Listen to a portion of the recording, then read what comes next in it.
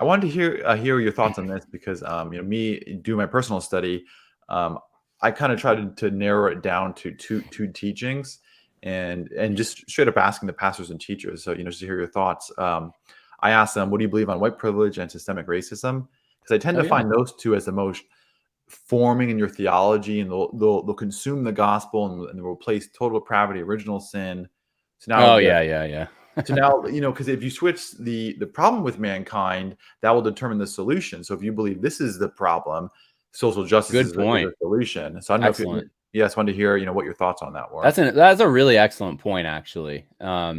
And you're probably right about that. That probably is the main thing that would, or the most identifiable thing they would easily grant you. Because if you bring up roles of women or something, Mhm. generally the shift is happening in the church, but they know, like, they have a doctrinal statement to fall back on.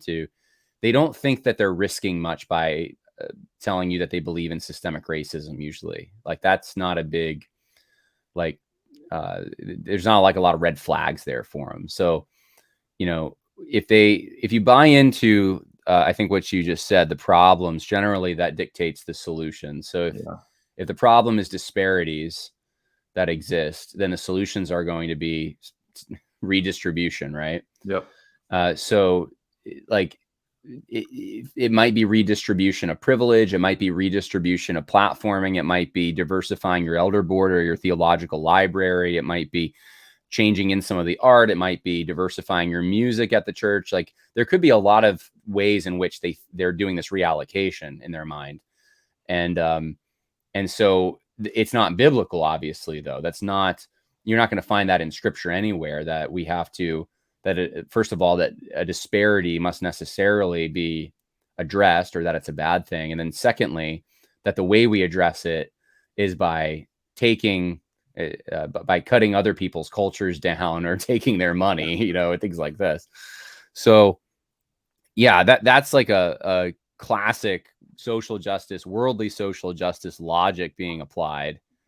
And I think you're spot on in noticing that. And once they say that they believe in that stuff, then, I mean, I think, That's it. yeah, for me, I wouldn't go to it if the pastor said, I believe in systemic racism after 2020, right? Yep. Knowing all of what because the waters were so muddied, but now we know, like, there's no excuse Hindsight now. 2020, no pun intended. Yeah, it's like, if you're that, if what you meant by it wasn't what everyone else means by it, then you are so, unfortunately, inept, culturally inept, to the point that you shouldn't probably be a pastor, because you have to lead people who live in this world. And so, Yeah. um, yeah, I would say if a pastor adopts that kind of language, or believes in white privilege, I wouldn't even bother with it at that point. And this is me after years. Initially, I think I would have said, well, let's have a discussion. Let's Yeah. Let's tease talk. this out. And I've just seen that go poorly so many times. And I have yet to find someone who actually believes that, like, change. I mean, there are people who change their position, but there's not like an innocent way. Like, sometimes people will say, like, oh, I believe in that, but it's not what you think. I'm not with BLM or whatever. But then later on down the road, you find out, no, it is what you meant. Like, Yeah. so you deceived me. Yeah. Taking off the mask, because and add too, if you ask your pastor that and he gives you anything but like a no question, because my last pastor, I asked him that and I would just get word salads. Yeah, And exactly.